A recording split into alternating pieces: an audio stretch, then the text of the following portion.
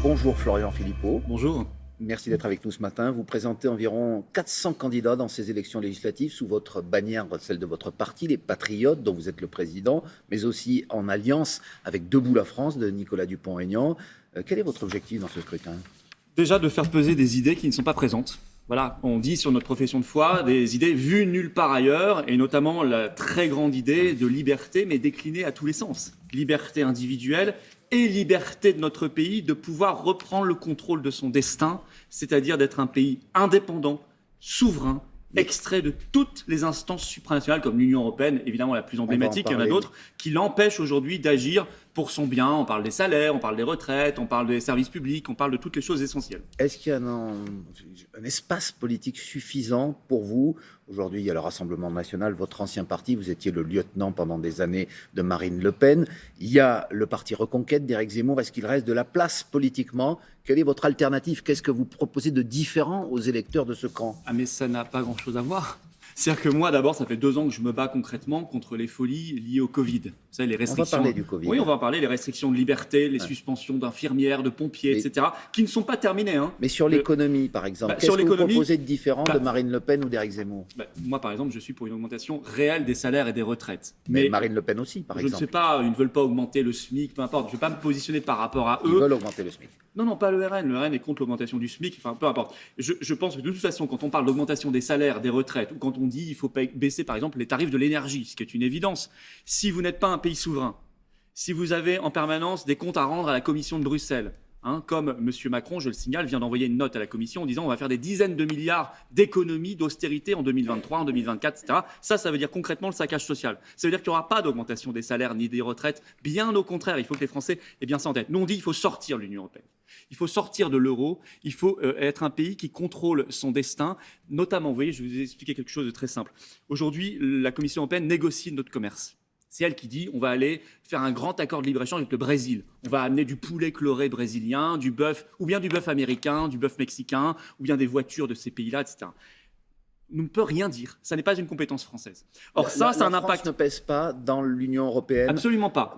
C'est une compétence exclusive de l'Union européenne. Sur ces points-là. Mais dans l'ensemble, vous pensez que la France, membre fondateur de l'Europe, dans son alliance aussi avec l'Allemagne aujourd'hui, n'a pas de poids aujourd'hui pour orienter la politique de l'Europe. La France subit complètement. Elle n'a pas totalement. Elle n'a pas d'alliance d'ailleurs avec l'Allemagne. Elle subit aujourd'hui les grandes décisions qui vont dans le sens allemand la plupart du temps. Dans l'exemple que je vous dis. Qu'est-ce qui vous fait dire ça, par exemple ? Ça va toujours dans le sens allemand. Ces accords de libre-échange, c'est pour l'emprunt lancé au niveau européen, c'était plutôt une idée française. Alors l'emprunt au niveau européen, ça nous coûte 80 milliards. Mais c'était plutôt une idée française, vous le reconnaissez. C'est une très mauvaise idée, c'est l'idée de se tirer une balle dans le pied. Je ne sais pas pourquoi on a eu cette idée complètement stupide. On verse 80 milliards, on en récupère 40. Conditionné d'ailleurs à la réforme des retraites et à la réforme de l'assurance chômage, dévastatrice. Et dans l'exemple du commerce que je vous donnais, on vend des voitures allemandes et en échange, ils nous vendent des produits agricoles qui vont tuer nos exploitations agricoles françaises. Il n'y a rien à tirer de bon de la construction européenne, selon vous ? Rien. Aujourd'hui, c'est devenu une œuvre de destruction de la démocratie,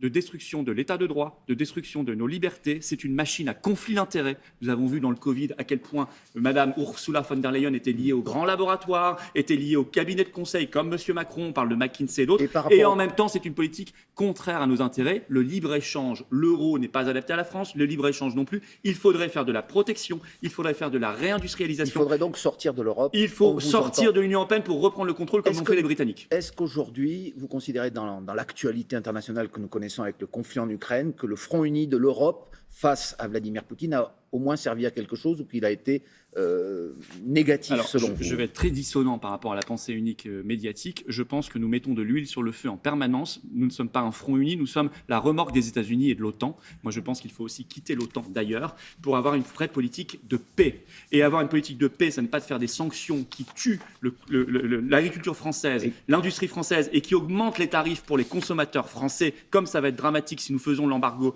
sur le pétrole russe, mais c'est d'avoir une politique de négociation de la neutralité ukrainienne, d'aller faire des référendums dans le Donbass pour voir ce que veulent faire les populations locales. Laisser faire aujourd'hui l'offensive russe en Ukraine ? Ça n'est certainement pas... C'est la question que je vous pose. Est-ce qu'il faut dire à Vladimir Poutine, vous avez les mains libres, on n'a pas à aider les Ukrainiens que vous avez attaqués ? Si nous envoyons des armes, comme nous le faisons, si nous étendons l'OTAN à la Suède, à la Finlande, etc., nous irons vers la guerre. que les gens soient bien conscients. Nous irons vers la guerre.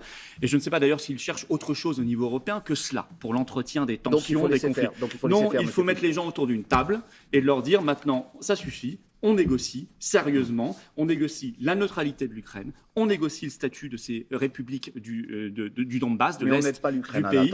On va pouvoir l'aider, mais on négocie pour aller véritablement vers la paix, parce que si nous continuons avec la politique américaine et la politique de l'OTAN, nous aurons la guerre, et demain avec la Chine. Et moi, je ne suis pas du tout partant pour cet agenda-là. Monsieur Philippot, on revient à votre stratégie électorale. Pourquoi vous êtes allié avec Nicolas Dupont-Aignan? On sait qu'il y a un combat qui vous unit. C'est la lutte notamment contre la vaccination.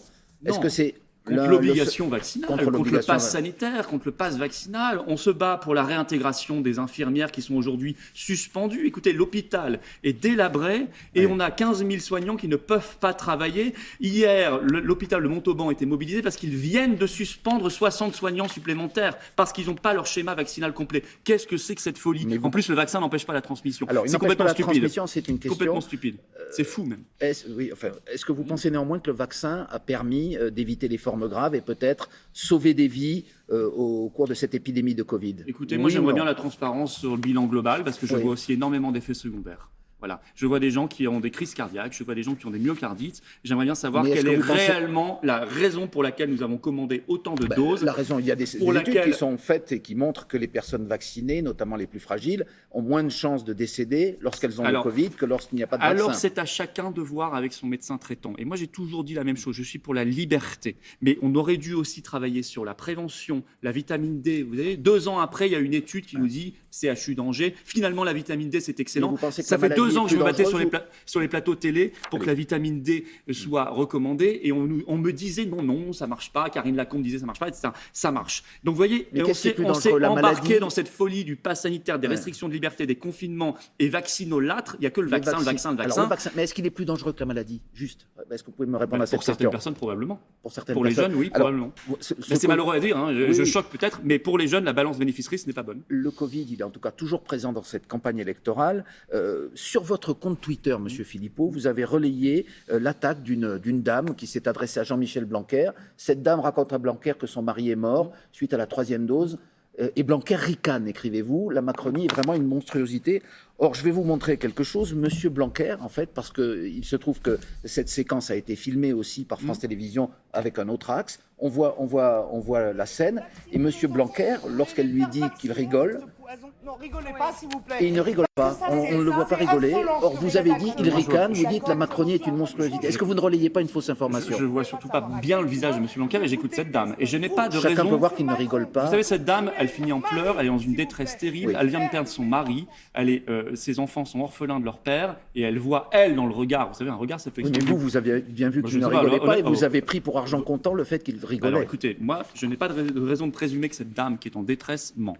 Moi, je pense que vous pouvez voir beaucoup de choses dans l'expression d'un regard. Parfois, vous voyez la condescendance des gens, le mépris ou le désintérêt pour ce que vous dites. Peut-être c'est ce qu'elle a senti. Peu importe. Sur le fond du sujet. Parce que vous, dans votre compte Twitter, vous avez dit il ricane et c'est une monstruosité et des milliers de gens. Sur le fond du sujet, que monsieur, il ricane ou pas, que monsieur Blanquer n'a rien à dire à cette dame qui aujourd'hui pose des questions, attend des réponses sur le décès de son mari et elle n'est pas la seule. Parce que moi, je connais des associations de victimes. Malheureusement, elles n'ont pas de réponse, y compris au-delà du vaccin. Des gens qu'on a laissé crever seuls avec le Covid. Qu'on a laissé crever seuls, leurs proches ne pouvaient même pas leur tenir la main pendant qu'ils étaient en train de mourir à l'hôpital ou dans les EHPAD. Et je vous signale qu'aujourd'hui, à l'entrée des EHPAD et des hôpitaux, il y a un pass sanitaire.